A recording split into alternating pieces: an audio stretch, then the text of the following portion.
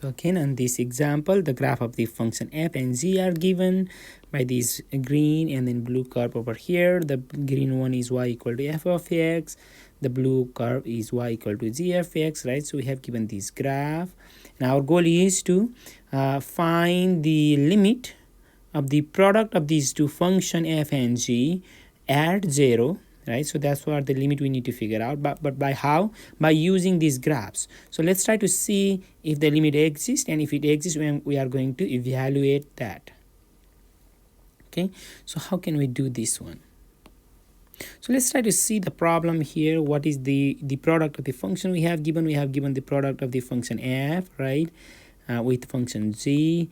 And this new function, what we have as a product of f and g, we need to evaluate the limit of that when x gets closer and closer to 0. So we just want to see when x gets closer and closer to 0, where that product function approaches. That's what we just want to see.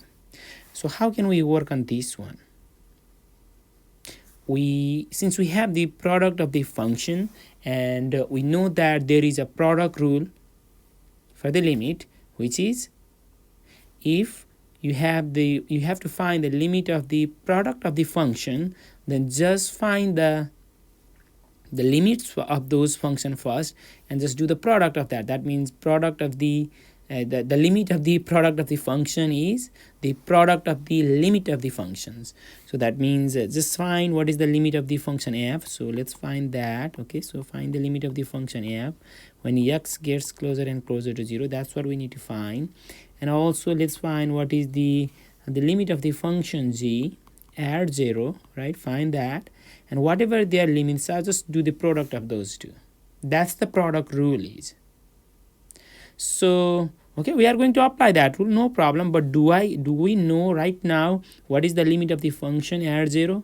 No, not instantly, but can we find that? Yes, probably. If it exists, we can find that.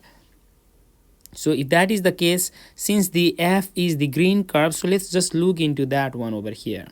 So how do you find the limit of the function f when at x equal to 0? What do we need to do? We just need to go closer and closer to 0 on the x-axis from the left and from the right side. So when we do that, each time we need to see how the y value behaves. You can see whenever I'm getting closer and closer to 0 from the left side, the y value is actually the height of the curve is followed by that way, and it's just getting closer and closer to that hole. Which is at, if this is 4, this is 6, that is at 5, right? Okay, so the left side limit of that green curve, that means the function at 0, is 5. But I see the same type of behavior from the right side. You can see whenever we go closer and closer to 0 from the right side, the height of the curve over here follow the same path, right? So, and it's just getting closer and closer to the same location, which is 5. So in this case, the left side limit is equal to the right side limit, right, and which is equal to 5. And if that is the case, definitely the limit of the function at 0 is 5, and we can just write that down over here. That's very, very nice. So that's the limit of the function f at 0. Okay, we find that out. But what is the other thing we need to find? We also need to find the limit of the function g at 0. How do we find that? Well, what is the curve corresponding to the g function? Well, that is the blue curve over here, right? So if that is the case, let's look into this curve. And then since we need to find how the g function behave when x gets closer and closer to 0, so let's go closer and closer to 0 on the x-axis from the left and then right.